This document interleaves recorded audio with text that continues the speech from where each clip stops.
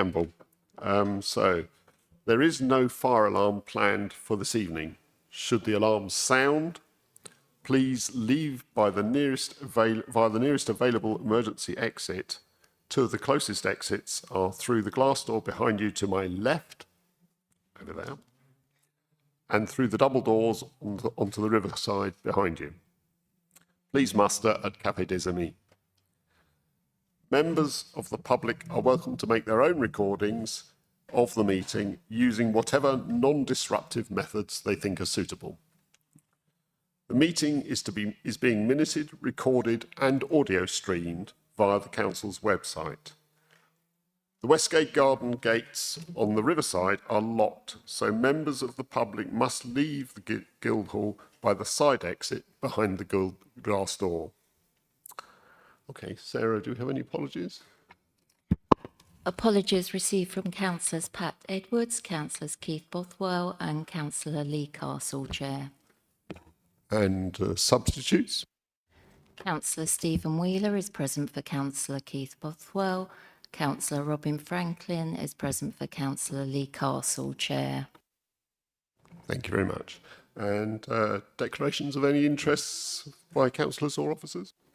All or some councillors may have received correspondence from or spoken with applicants, agents, supporters or objectors, and some of the public speakers may also be known to members of the committee due to their work as councillors. Neither circumstance prevents councillors from participating in the meeting.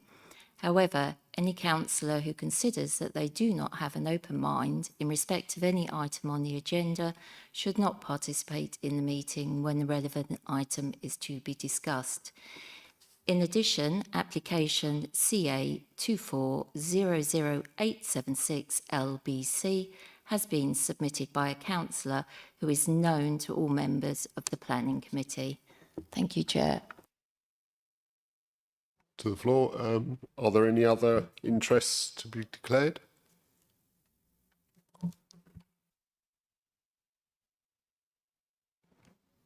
Right, public participation. I gather there are 3 speakers, is that correct, sir? The speakers, the 3 speakers tonight will be heard immediately after the officer's presentation for each relevant item. I believe it's only for the first item, if I'm correct. Is that so? So, if everyone's okay with that, I shall move on to the minutes of the meeting held on the 23rd of July 2024. Could I please ask that this is confirmed as a true record of the events of that evening by general assent, please? Thank you, everyone. Now we move to the first of the applications, item number 6 on the agenda, application number CA//224/01845/FOS, the land north of Hersden, pages 14 to 68 in the agenda. Stevie? Thank you, Chair.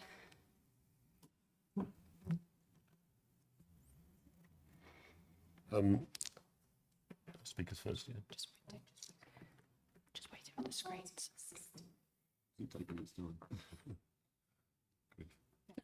Great.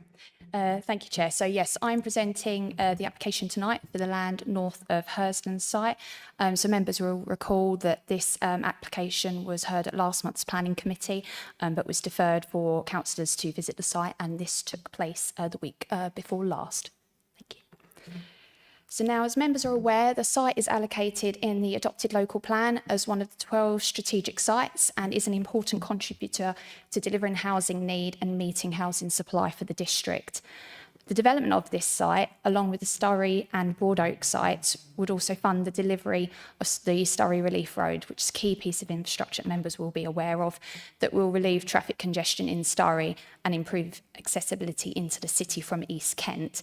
This site would contribute 5.8 million towards the viaduct that will form part of the Relief Road. Thank you.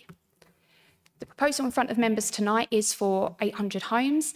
The application is split into 2 parts. The first part being the detailed element for phase 1, which is for 261 homes and a new wastewater treatment works and associated wetlands. Now, this is outlined in blue on the aerial that you see on the screen.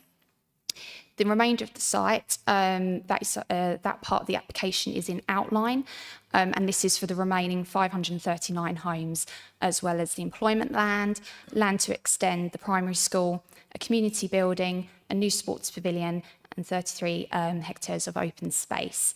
Now, for this outline element, what that means is that if planning permission is granted tonight, the developer would then need to apply at a later date for approval of the layout and design of this part of the development. Thank you, Christian. So here is the illustrative master plan that was submitted for the site as a whole. The site would be accessed from the existing fourth arm of the roundabout between the A28 and Claremont Way.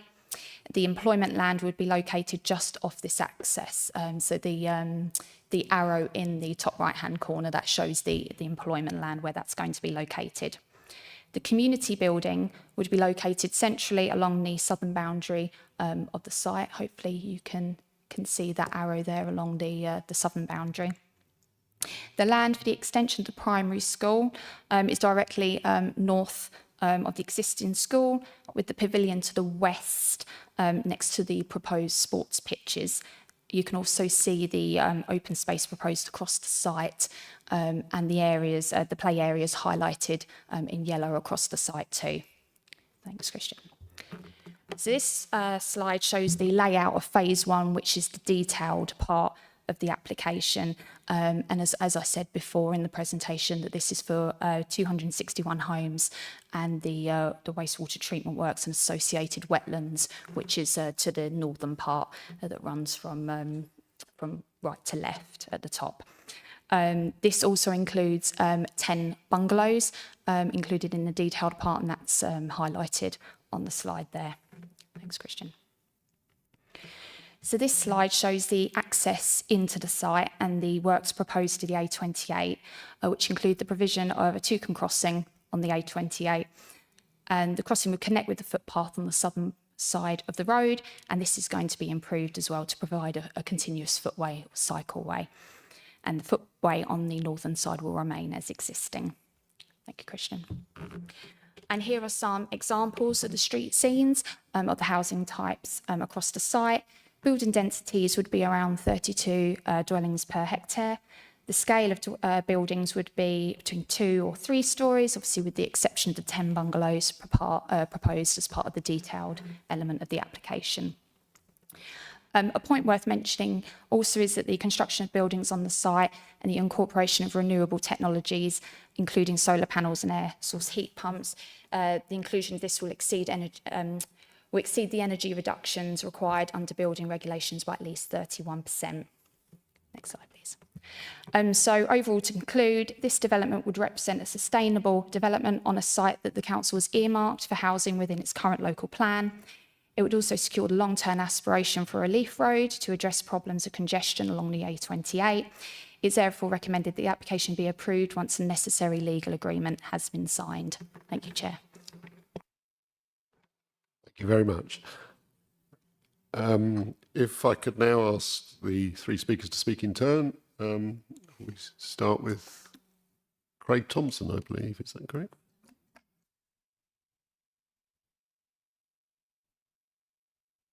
If you could come to the desk at the front here, please. Thank you. Just there. Yeah, they'll point you out. Thank you.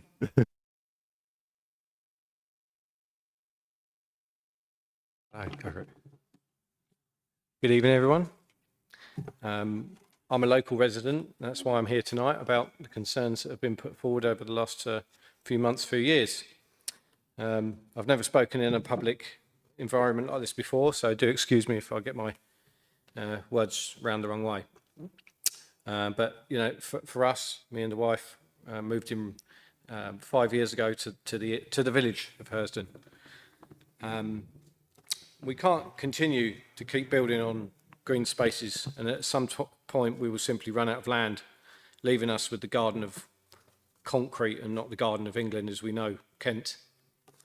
Hersden will no longer be a village, and the proposed plan will increase the village by 3 times of its current footprint. To put this into context, the 61 hectares is 152 acres. The hectares is a number that, you know, some of us don't really understand. So an acre, I think we all do. And 1 acre is just about 90% of a football field. The first proposal, the phase of the 261 houses, most of these will possibly become double income houses, which result in both parties having to travel to work via their cars every day. That's extra approximately 500 cars going in and out, up and down that A28 every day. And if some of you live around the localised area, we all know the current issues that we're having to cope with. Struggling to cope at peak times with the traffic on the platform arrangement at Stowe train station. Even the alternative route via Stowe Hill through Switchgate and Broad Oak is unable to manage with the peak flow times of traffic. Where we live almost next to the community centre, and we're right on the edge of the mushroom fields overlooking far-reaching countryside views north of Hurstone, which is one of the biggest attractions, and we bought the property in the first place.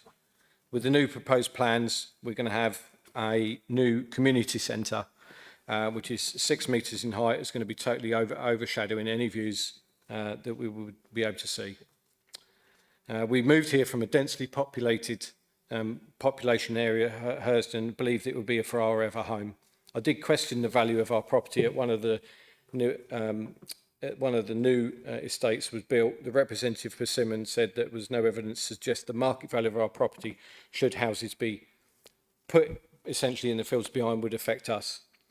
And one very, very last point, temporary tankering of the wastewater outside the Stodmarsh catchment area is proposed for the first 50 dwellings of the area. So basically all the foul water would be disposed of via and out of, which means more obviously vehicles on the road to get rid of this. Thank you all for your time. Thank you, Mr. Thompson.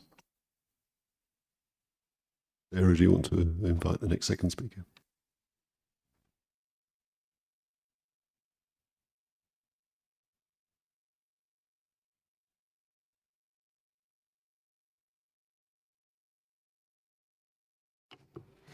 Good evening. My name's Michelle Brayford. I've lived in Hurstone for 5 years.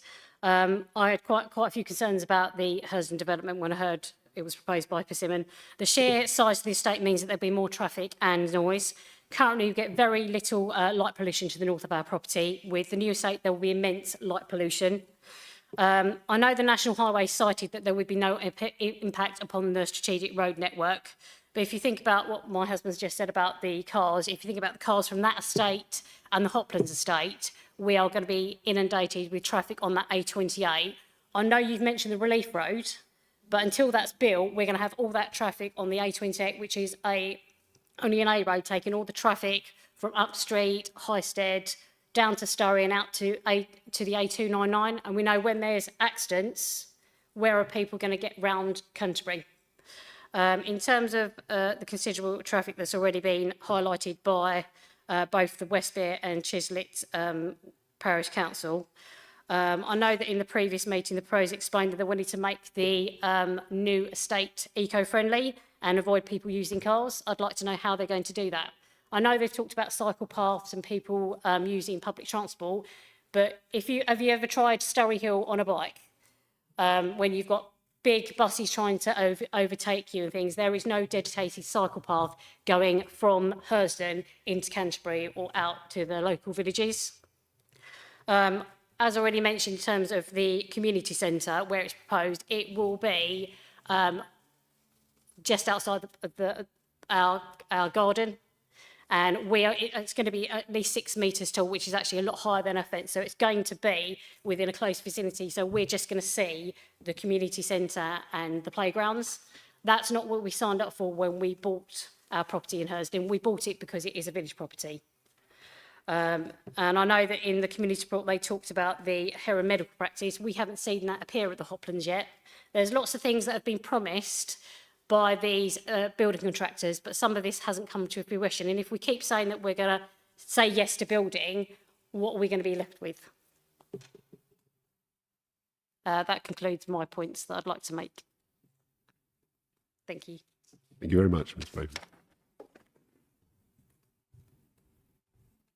Is there, if you would like to invite the third speaker? Thank you.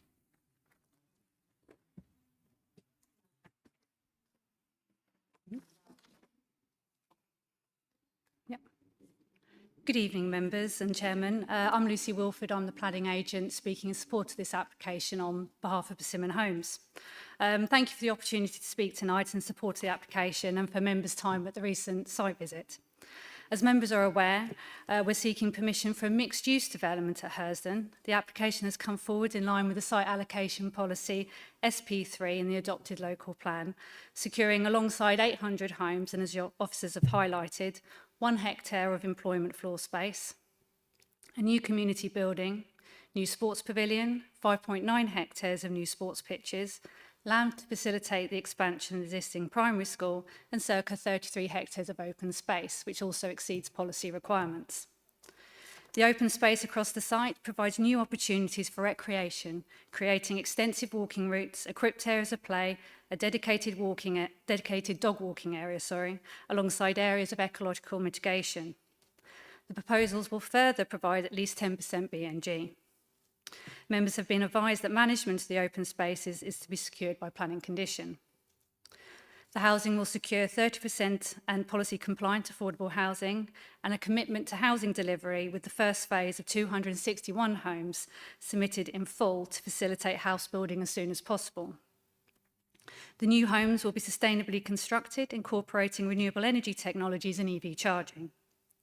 The proposals have been informed by public consultation and ongoing dialogue with the Parish Council, resulting in a number of changes to the scheme, including the provision of bungalows on phase 1.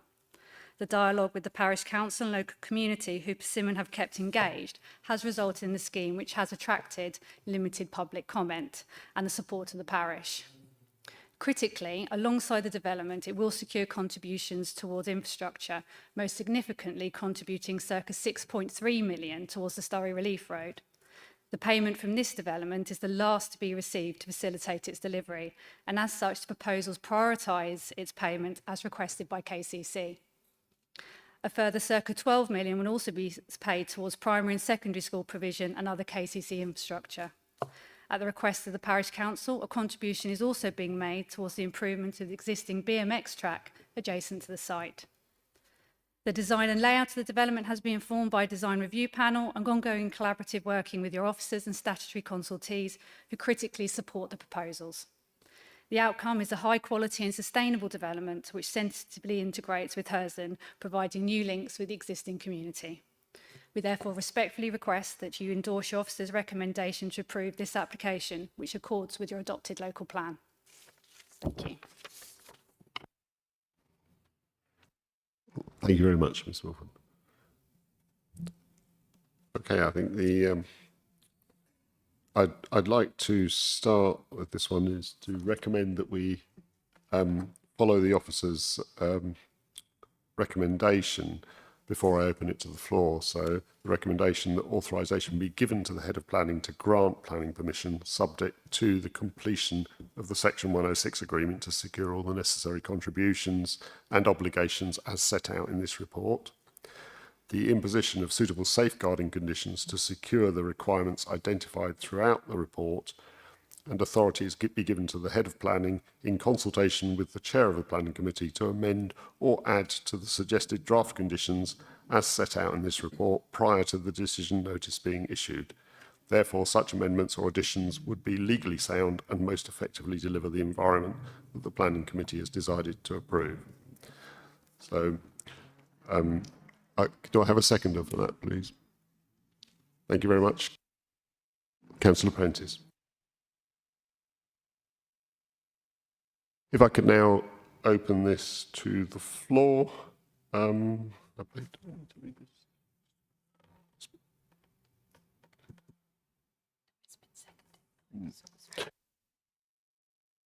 I beg pardon. If you could now open it to the floor, so if anyone wishes to speak on this, having heard the speakers and the officer's report. Councillor Prentice. Thank you, Chair. First things first, I was unable to make the committee site visit the week before last, but I did take the opportunity to go and visit the site privately, making out what I could from the plans that have already been made public and working out where the various features were. One question I have is around access to the site. It looks that there's only one route in and therefore one route out.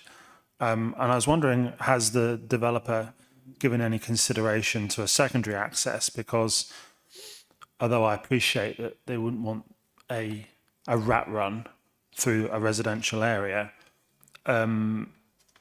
it sort of closes off the possibilities of perhaps, a more permeable residential area. And by that, I don't just mean car traffic, and as we've heard, one of our speakers already has mentioned cycle routes into the city, and walking routes for that matter. I cycled to the site when I did my own site visit. And although I've got the luxury of an electric assisted Brompton, it was not something that everyone's going to have. So my question is a secondary access considered, and has it been considered by the applicant? Steve? Thank you, Chair. So we've consulted KCC Highways on this application, and before the application was submitted, obviously there were extensive discussions with Kent Highways around the access arrangements, and they raise no objection to the access that's proposed as part of this application. Obviously, the linkages between this site and the existing settlement are going to be important. So I don't know if Christian, are we able to bring up the master plan?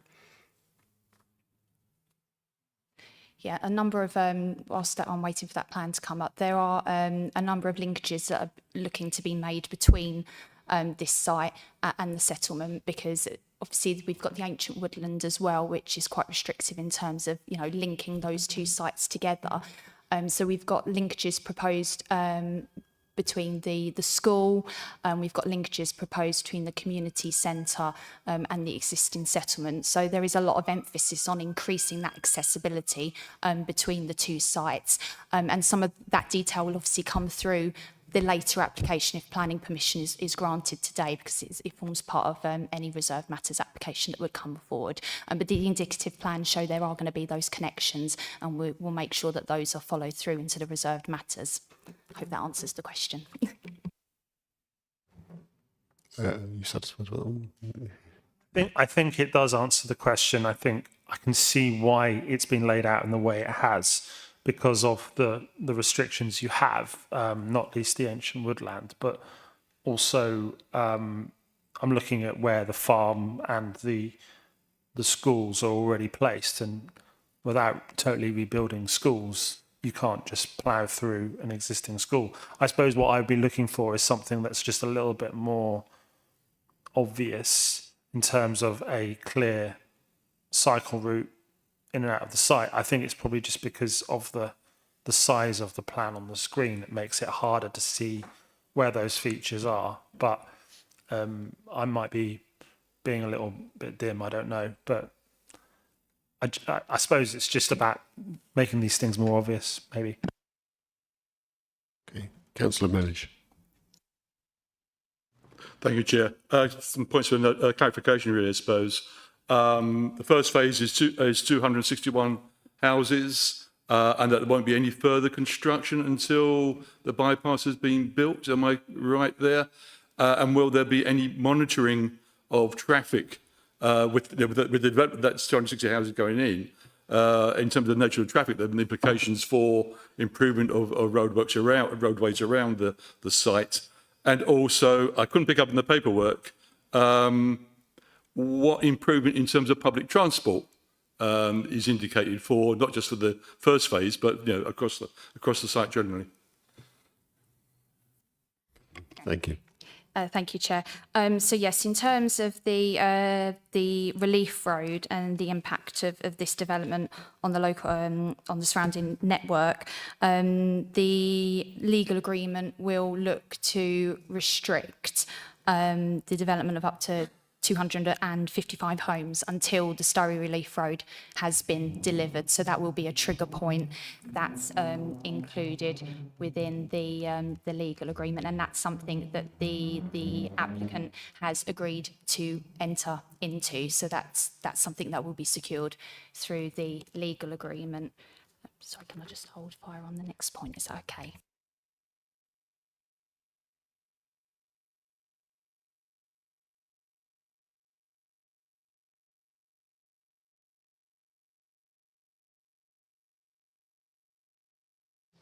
One moment, we're just checking about the buses. In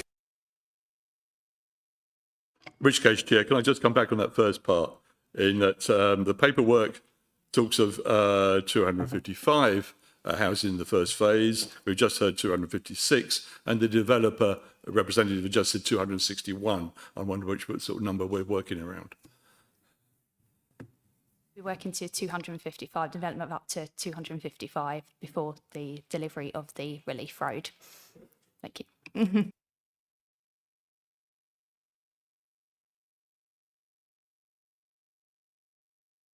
I believe there is a condition requiring a travel plan, but there are a number of improvements that are going to be made to encourage the use of public transport.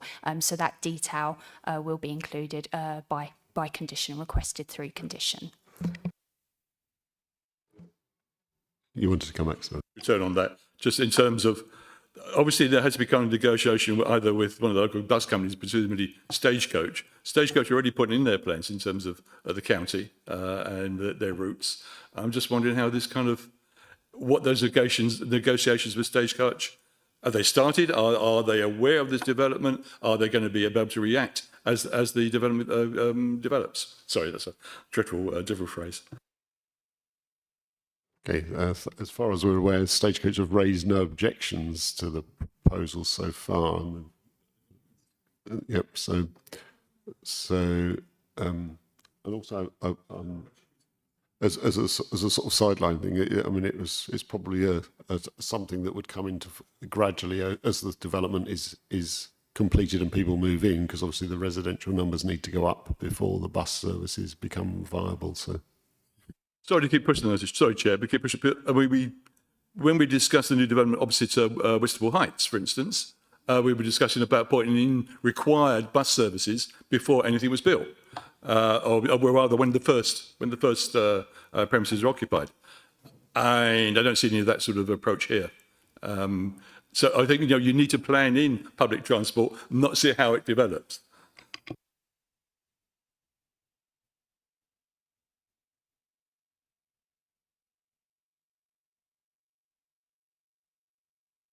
Yeah, there's nothing more that we found in the plan on that one, so perhaps that's something that could also be raised directly with the planning officers for further clarification when they have time to go through everything, but not aware of it at the moment. Thank you. Councillor Buckland, I believe you were next. Yeah, thanks, Sir. Another sort of time-limited one. You talked about the wastewater treatment plants. Is that got a time limit on it to be completed, or could it just be tanked off site for ages and ages?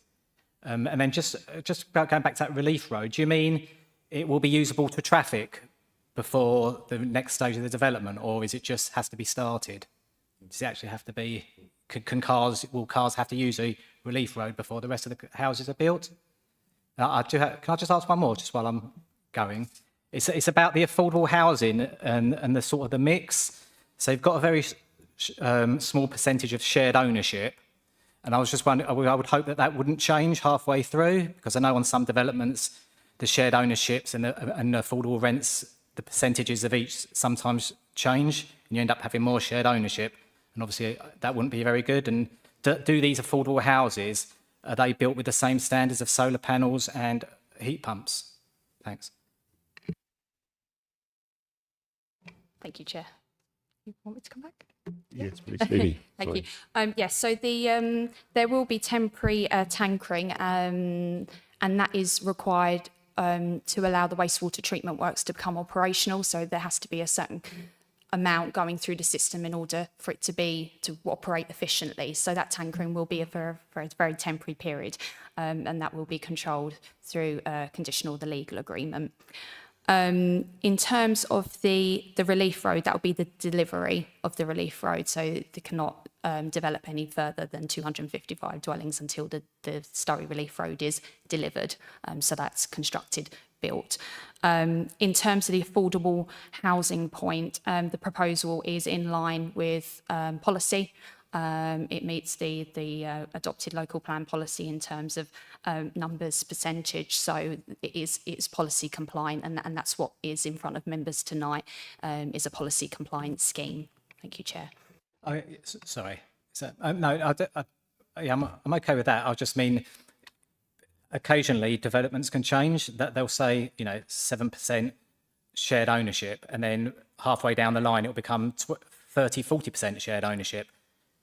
Could that still happen? I think it's because we're actually voting on what's in front of us at the moment, but just to clarify, that's correct, isn't it, Steve?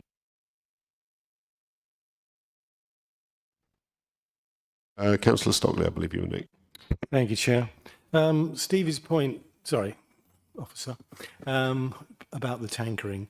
Unless there's been a magic wand waved, there will still continue to be tankering once this facility is up and running, because as I understand it, the water will be treated, but there will be solids, sludge, as it's technically known, that will need to be tankered off-site. So there will be some tankering. It'll be a lot less, obviously, because the water will be treated, but just as a matter of interest. My main point is the 6.3 million that's going onto the Sturry bypass. I'm old enough to remember the planning for the large estates on the top of Sturry Hill, which we were told were needed to get this bypass built 2 years ago. Well, the plans have went through, the houses are being built, but no bypasses yet. So this is yet another. I was unaware that we were still relying on 6.3 million coming from this development to also build the same road. I'm concerned that we're quite happy to spend 6.3 million, well, a lot more than that, on a bypass for traffic, but we're spending effectively very little on any other form of transport, cycle paths, etc. Now, I accept that this is government policy, KCC policy, etc. But in light of the council's declared ambition for alternative transport to be used, we're not doing very well, are we, to be frank? Thank you. Did you want to answer that? Thank you, Chair. So just confirm, as part of the site allocations in the draft local plan, this site, along with Sturry and Broad Oak, was identified as making a financial contribution towards the Sturry Relief Road. So that is a requirement in terms of the policy allocating this site. I have nothing further to add than that. Thank you. Thank you. Thank you, Stevie. Councillor Thomas, I believe you were next. Thank you, Chair. It's regards to 10 bungalows that are being put. If this committee is of mind to grant this application, can we put conditions on that the bungalows are built in the I have to word this quite rightly, right? They're built in a condition that they will remain bungalows for the elderly people and disabled people, because quite a lot of bungalows in my ward, in Heron Ward, is their bungalows being bought up, converted into houses and stuff. And as a resident on the site visit did mention the fact that they do need bungalows for the elderly population and elderly residents. Can we condition that they're built in such a way, i.e. the footings don't go far enough so they can put another floor on top and convert them into a house? Thank you. Stevie, if you could answer that, please. Yes, so the 10 bungalows were added to the scheme, and I believe that was in response to the parish council's concerns. It is part of the detailed element of the scheme, so we will be approving bungalows on that part of the detailed site. Whether applications come forward in the future to develop those, that may be the case, but at this moment in time, what we're looking at is the scheme providing bungalows. That's what the approved drawings will show if planning committee grant permission for those. So yeah, that is what will be delivered on the site. That's what the proposed plans show is bungalows in that part of the site. Thank you, Chair. Yes, if you want. Is that because this is that this part of the scheme is a planning application as opposed to an outline application, so therefore we can't put conditions on? That's correct. So this is the bungalows form part of the detailed application. Okay. So the plans show bungalows, and that's what will be approved on this site. I've missed the boat then. That's correct. Thank you. No worries. Now, Councillor Naomi Smith, and apologies for missing you earlier. Thank you, Chair. I want to come back on a point that Councillor Prentice raised. I can see the permeability for walking and cycling through the site, but I am a little bit concerned that the only access road for 800 homes, which could be 3,000, 4,000 people, it could be double income, 3 people living there, all coming in off one roundabout, and it wouldn't take much for people to be trapped within the estate and not be able to get out. So that's one of my concerns. And the other one is about the financial arrangements and leasehold and freehold. And where do we stand? I mean, I can imagine that some of the flats, because there are flats on this planning application, would be leasehold, but that they don't become fleasehold, and that people are held to high management fees, etc. Going forward, and that as much as possible, the homes are freehold or shared freehold. And do we have an answer about that? Thank you. Did you want to say that one, Stevie? Yes, thank you. There will be an emergency access in the event that it is required. So that does form part of the scheme. So there is the main access into the site, and then there is potential in the event of an emergency there being an alternative access, but that will not be used by vehicular traffic unless in the case that there is an emergency need for that. In terms of leasehold, freehold, that's not something really that the planning system can be involved with. I know government is looking at that as a serious matter, but in terms of the planning application in front of us, we cannot get involved in issues around leasehold and freehold, but that is something that's being looked at from a wider perspective. But under this application, unfortunately, it's not within our gift. Okay. Councillor Robert Jones. Thank you, Chair. First of all, just a point of clarity regarding what we're actually going to be looking at, what we're talking about this evening, regarding item 2 on the outline application with all matters reserved. Basically, when all the matters are not reserved, that will become a full planning application, and will that come back to this committee? So for the detailed part of the application, that's for 261 dwellings, the plans that we have been submitted for that part, if the planning committee grant planning permission, that's the development that's being granted planning permission.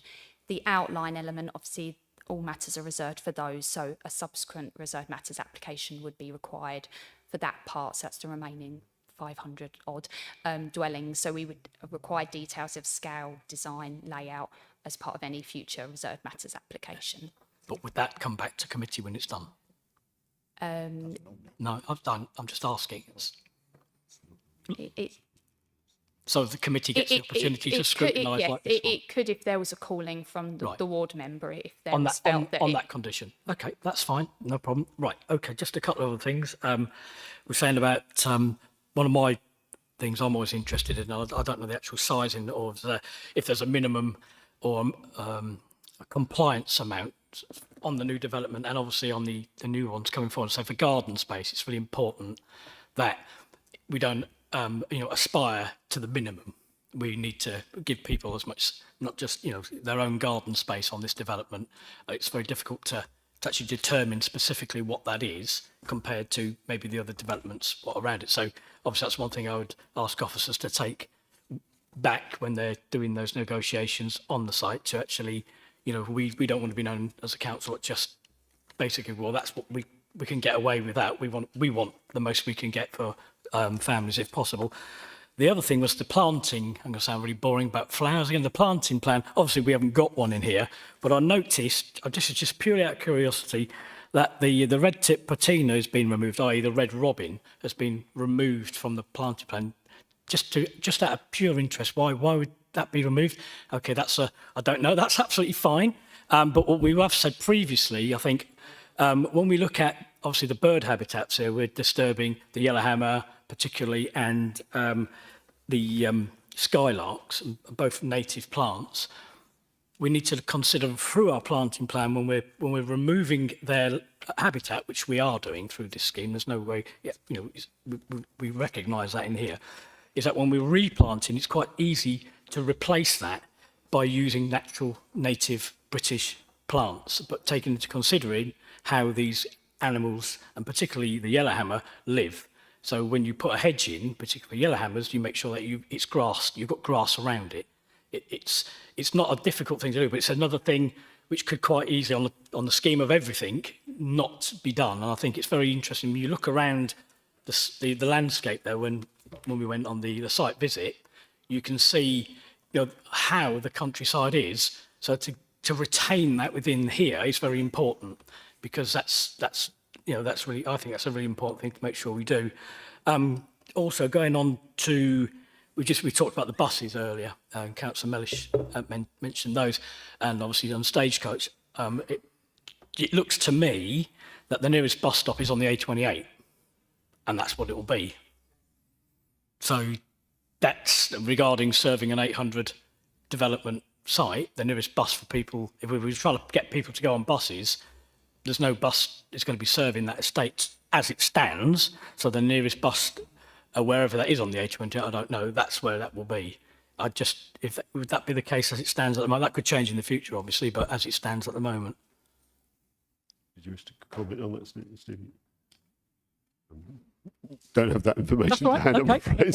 I'm really trying not to ask you any awkward questions. Obviously, and obviously it was good to hear also about the end of energy efficiency and the homes. And one thing, and the other point Councillor Buckman made was making sure that all the properties on that site are all of equal status. We have a site not far from me where that isn't the case. You can see where the social housing is, because that's where the tarmac stops, and we just got rough ground for the other people who are not built in that way. So be minded to look at footpaths when they join. That sounds really silly, but we've missed that one over the development near me, and you can't even push a pram on it. So it's really important to keep on top of things like that as well. Okay, thank you. Thank you. Councillor Prentice, I believe you're next. Thank you. A couple of points. First was a question, and if I missed the answer to this earlier, I do apologise. We've had two figures mentioned for the contribution to the Storey Relief Road. Did I miss that? One was 5.8 million, one was 6.3 million. I don't really mind how much it costs, because it's obviously how much a road costs, but I just wondered what was the accurate figure and what's the most updated figure, because I imagine that costs have gone up with inflation anyway. And that was more of a sort of clarification question. The second point was a sort of a point that hopefully puts at, I don't know if it puts at rest, but I mentioned when I visited, I noticed the bus timetable on the side of the road. There's 4 buses an hour going through along the A28, which is not bad for a bus service in the Canterbury area. I think that's quite good, and I think that would serve the population quite well from what I gather. As long as people can reach those nearby bus stops, which I think they will be able to, I think that's quite a good thing. And so obviously that does make more housing, does make bus routes more viable. And that's something I think we want to see as a council, because bus routes need to be viable in order to have a decent network. The third point was a question on between points A and B on the big colourful master plan, where point B is on the A28, point A, it goes on there's a long narrow lane that goes to the Chislett Business Park. I think when Stevie was talking earlier about the emergency access, would that be then an emergency access if the access off the roundabout was blocked for some reason? Because when I cycled up the lane as far as the business park, came back, and I was wondering where the sort of, what would happen at that break in the hedgerow where the road comes across it. It sort of transects the narrow lane, the planned road. What happens there? And if it's sort of deep within some of the more detailed paperwork, I haven't seen it, but is that gated off in some way to present, or is that narrow lane just, how's that narrow lane used in normal times, and how would that narrow lane be used in an emergency? Or have I got the wrong end of the stick there? Thank you. Did you want to answer that, Steve? Are we looking at?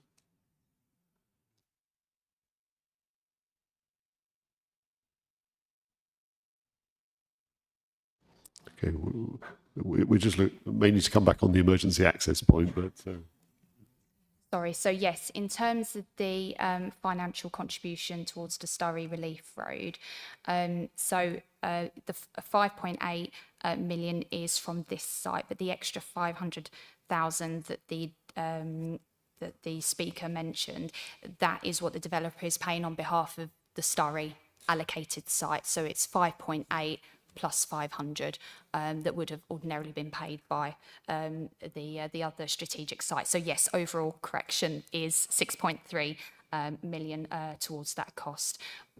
If you can bear with me, I'll come back on the access point if that's okay. Thank you. I don't know if there's any more questions. okay. Councillor Wheeler, I believe. Thank you, Chair. A few observations that Councillor Keith Bothwell asked me to raise.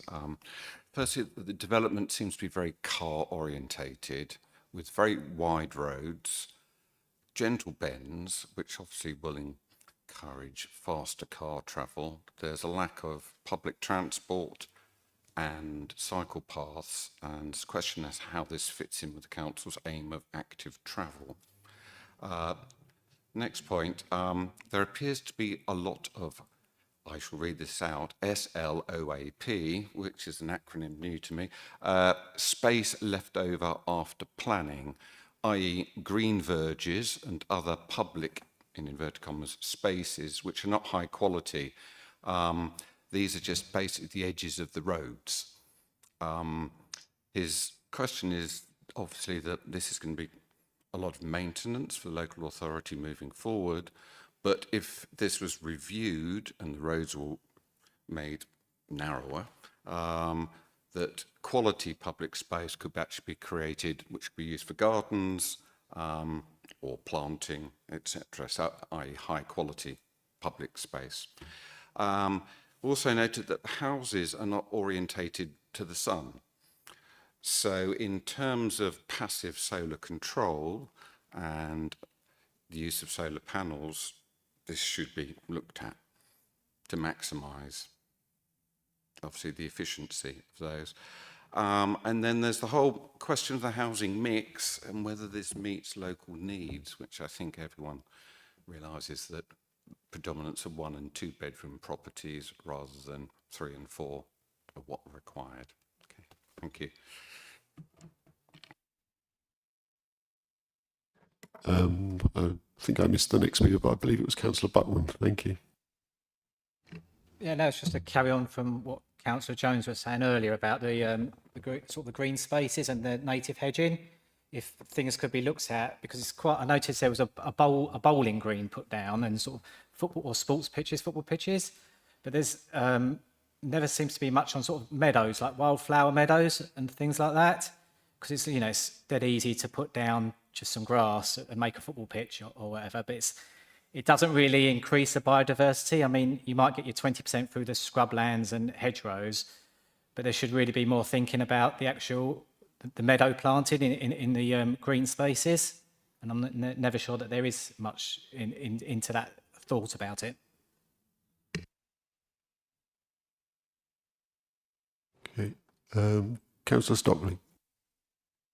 Thank you, Chair.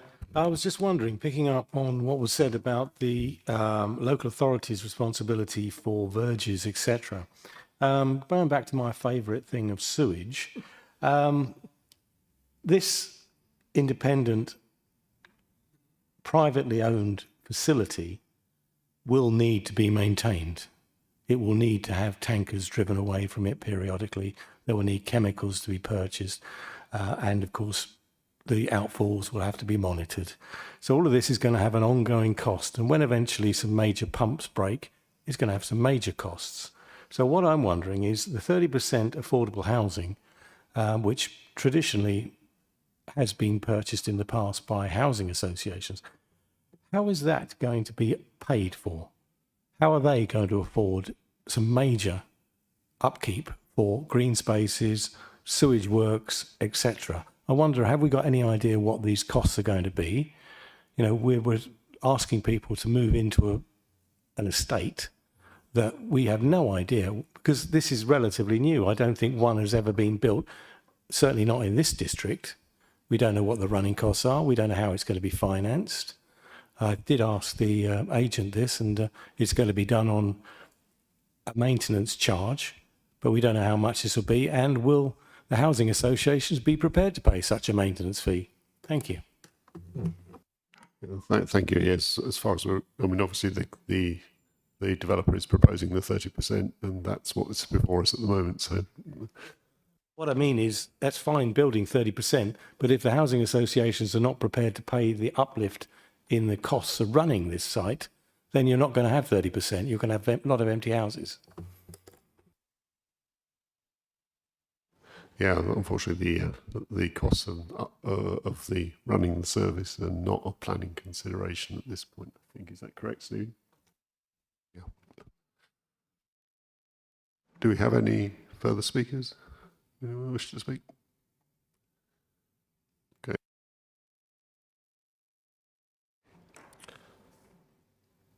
Right, can I take a vote then if we go to a vote on this? Sarah?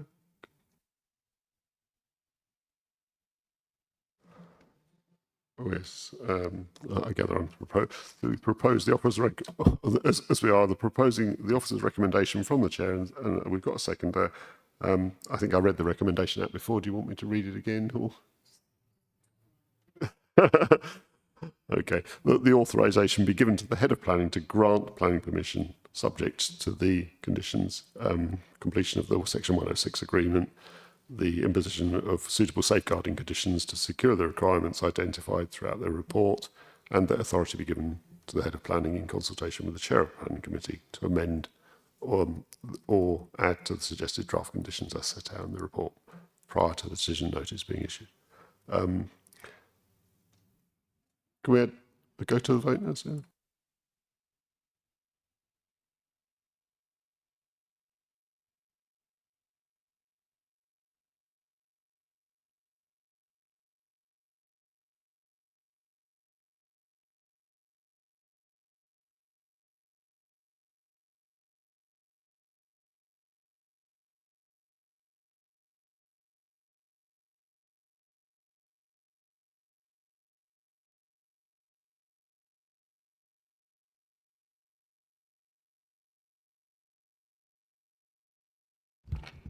So if you try committee vote results, try that.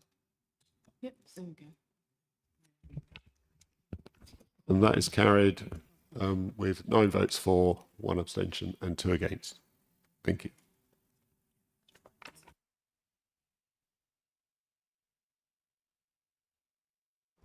Moving on. Sorry. Moving on now to application number CA 2400339 FUL, the land to the rear of 17 Saddleton Road, Whipswell, and I believe the planning officer here is Christian Gruser. Christian.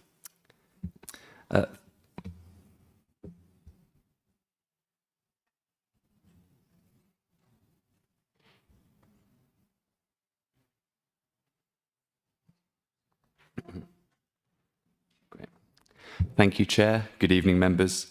Just before I start, could I draw everybody's attention to the officer report? So condition 6 included within can be removed, given that the plans already show the roof lights to be within a high level within the roof. And then this also means that reference to roof lights within condition 5 can also be omitted. So, with that in mind, this application is for a detached single-storey dwelling located to the rear of number 17 Saddleton Road in Whitstable. So the siting of the proposed dwelling has been accepted on previous applications and at appeal. The main issue is whether the amended scheme to that formerly approved is acceptable in terms of its design and scale. So for comparison, here we have the approved and proposed block plan. As you'll see, the footprint has increased by removing the single-storey side porch, which is now accompanied by an increase in the dwelling's depth and width. And for comparison, here we have the front and rear elevations previously approved compared to those now currently proposed. And here we have the approved side elevations when compared to those currently proposed. These show that there is an increase in the ridge and eave side of the dwelling. However, it's considered that its scale and footprint in relation to the size of the plot is not excessive and would be similar to the level of built development on other plots in the vicinity of the application site. So for context, here we have a site photo looking towards Orchard Grove, which shows number 4, the neighbouring dwelling on the right-hand side. And here we have a site photo looking towards Saddleton Road with the other neighbouring property, number 19A, on the right. Finally, here is a photo of the proposed access from Orchard Grove. Overall, it's considered that the proposed development would not be harmful to the character of the area, and as such, it's recommended that planning officer recommendation is to grant, subject to safeguarding conditions and the completion of a legal agreement. Thank you. Thank you very much, Christian. There are no speakers, as I understand, for this item. So from the chair, if I could propose that the officer's recommendation is accepted, and if I could have a seconder from the floor. Thank you very much, Councillor Mellish. And now, if I could open it up for discussion, if anyone wishes to speak on this. Councillor Jones. But not for long.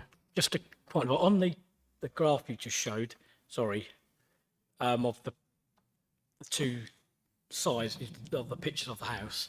You may well know this, so you have to show the picture. Just out of interest, here we go, out of interest, the different in actual, metric sizes or imperial sizes. What is the difference in height from the original one to the proposed one now? What what is that height, please, if you know it? Just to draw members' attention to paragraph 6, that details what the changes are in terms of the changes in height, depth, width. This proposes an increase of just under a metre in terms of the height difference between the approved scheme and the proposed scheme in front of members tonight. Thank you, Chair. Any other questions from the floor? Councillor Smith? Can we insist that the windows could be better? It's just, it's the first one sort of seems to have some proportion to it. This revised one just seems, it jars. It's not modern art. And I do worry about Orchard. I know Orchard Grove, and I know the properties in Orchard Grove, which are quite small in comparison. This feels like it is going to be quite a big lump hanging over them. And I think the access is to be from Orchard Grove as well, isn't it? So it does feel quite a beast. Yeah, I think it's because we're considering the application in front of us. So I think there's. I think we can do. Yeah. Councillor Mellish, did you wish to speak? I saw your hand move, but so I think Councillor Jones. Did you want to? No, you. Or any other? Councillor David Thomas, please. I'll get off that lightly. it's this already been proposed, been approved on the first application. I was going to ask, I was just about to read the paperwork again.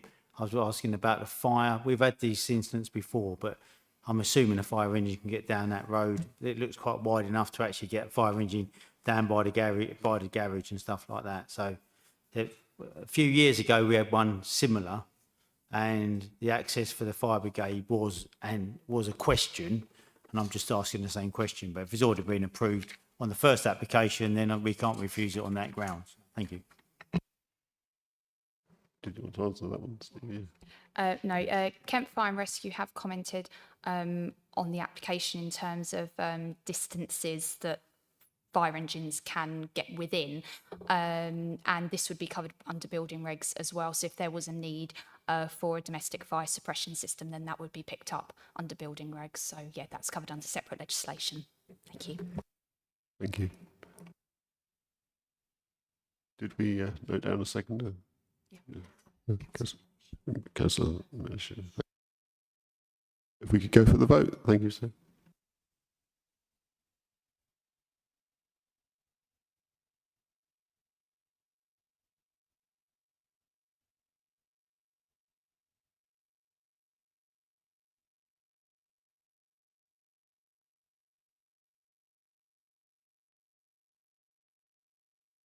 I beg your pardon. So, yes, the proposal is to, the recommendation is to section 101 grant subject to legal agreement and the safeguarding conditions. And I propose we accept that recommendation. Councillor Mesh seconded it. Thank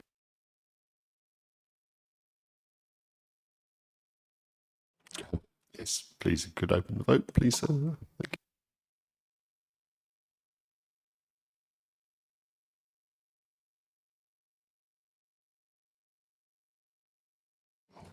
I need to vote. Oh, gosh.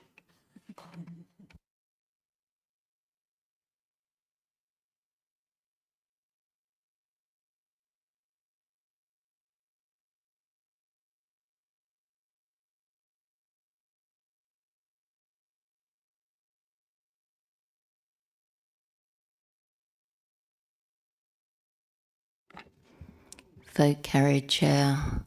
11 for, 1 abstain. Thank you, Sarah.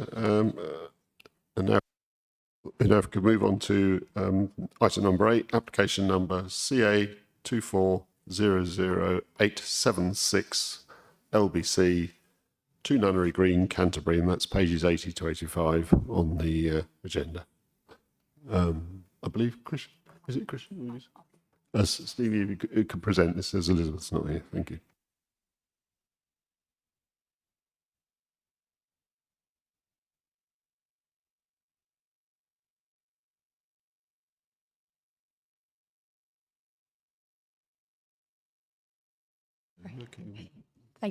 Thank you, Chair. So this is an application for listed building consent at 2 Nunnery Green, which is just off of Old Dover Road in Canterbury.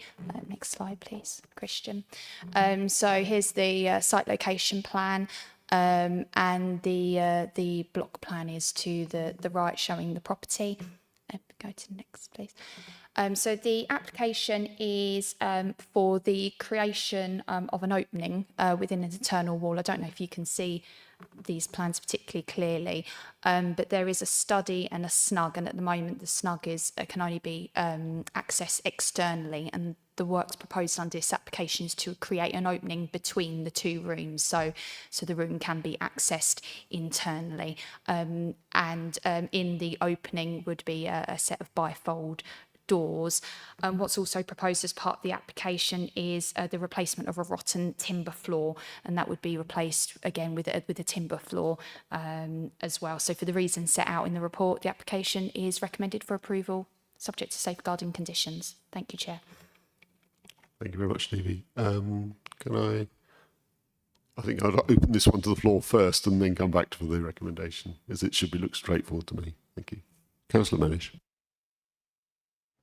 As this is a listed building, I take it that the proposal to make this join between the 2 parts of the house can be reversed, because that's usually a requirement of, if it's a listed building, it's usually a requirement that any changes that are made internally can be returned to its original state. And I'm assuming this is, if it's a bifold door, that a wall can be reinstated, if ever, if ever that's required in the future. I can't see why it would be, but it tends to be a requirement of listed buildings. Can I answer that one, Steve, please? Yes, the changes can be reversed. Obviously, the proposal in front of us is to create the opening, and we've consulted with our heritage team and consider the impact to be acceptable in this instance. But yes, it appears that the works can be reversed in the future. Thank you. Okay, are there any other speakers on this item? So Thomas, I beg your pardon. This has only come to us because it's a councillor, isn't it? I don't know who councillor is, so I've got no personal involvement, so I just That's I correct. propose we grant application and move to the vote. Thank you, Chair. Thank you very much. I'll second that from the chair. Thank you, Councillor Thomas. If we could move to the vote, Sarah.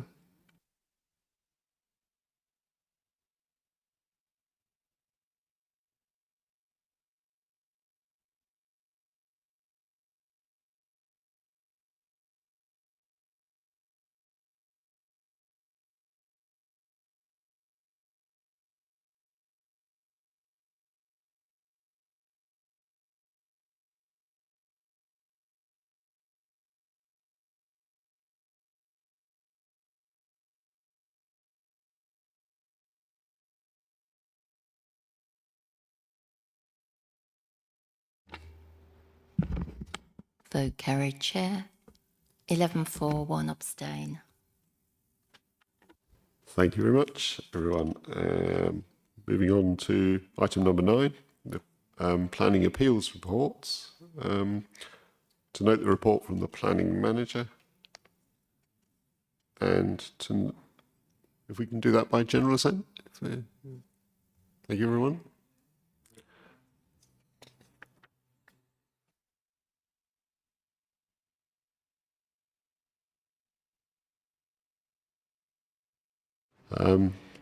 Item number 10, any urgent business to be dealt with in public. I'm not advised that there is any. So,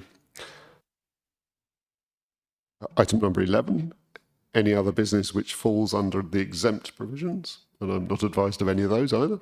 So, nope. The date of the next meeting then is 7 p.m. on Tuesday, the 17th of September. Thank you all. Thank you.